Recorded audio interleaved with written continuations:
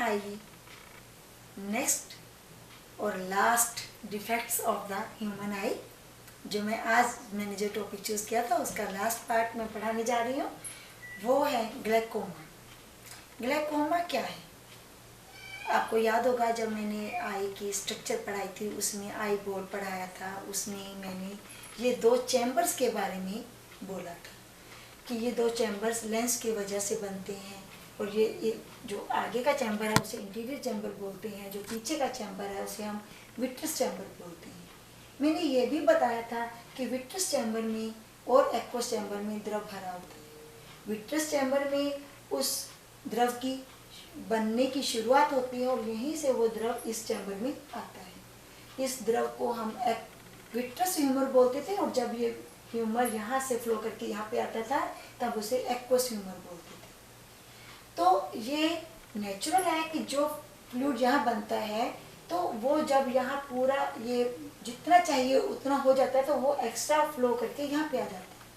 यहाँ पर भी जितना फ्लूइड की जरूरत होती है वो रहता है, और बाकी जो है फ्लूइड बहकर बाहर निकल जाता है। इस प्रकार आँख के इस आई बॉल के अंदर एक इंट्रा ऑकुलर प्रेशर मेंटेन होता है, जो फॉर्मेशन होती है फ्लूइड की और जो इधर से बाहर निकलता है, इन दोनों के बीच में एक बैलेंस बना होता है, जिसकी वजह से ये आई बॉल गोल रहता है, राउंड रहता है, और ऑप्टिक नर्व अपना अच्छे तरीके से काम करती है। अब कभी कभी क्या होता है कि ये जो यहाँ पर जो फ्लूइड है वो ड्रेन होता है, बाहर निकलता है आँख से। मैं दिखाती हूँ नेक्स्ट पिक्चर के द्वारा, फिर वापस इसी पिक्चर पे आएंगे। तो आँख से जो एक्स्ट्रा इंटीरियर चैम्बर में जो एक्वस ह्यूमर आता है वो यहाँ से ड्रेन होता रहता है। पर कभी कभी इस पाइप में जब कोई रुकावट आ जाती है, या आँख में कोई चोट लग जाती है, या किसी और कारण से दुर्घटना से ये प्रॉपर ड्रेनेज नहीं हो पाती, तो वापस उसी फोटो पे आएंगे हम।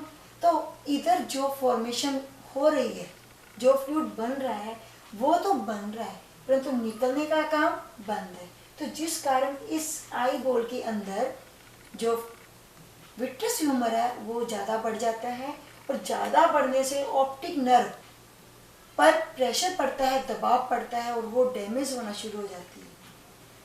तो इसका इलाज एक ही है कि ये समय समय पर जो इस पार्ट से फ्लूइड को बाहर निकाला जाता है, या ये लैक्रिमल सैक जो है इसमें जो रुकावट है उसे खोला जाता है। और अगर ये ना कराया जाए तो क्या होगा? तो जो ऑप्टिक नर्व है वो हमेशा के लिए डैमेज हो जाएगी और परमानेंट जो विजन लॉस का कारण बन जाएगी। तो ऐसा ना हो, इसलिए समय समय पर हमें अपनी आँख की जांच करवानी चाहिए।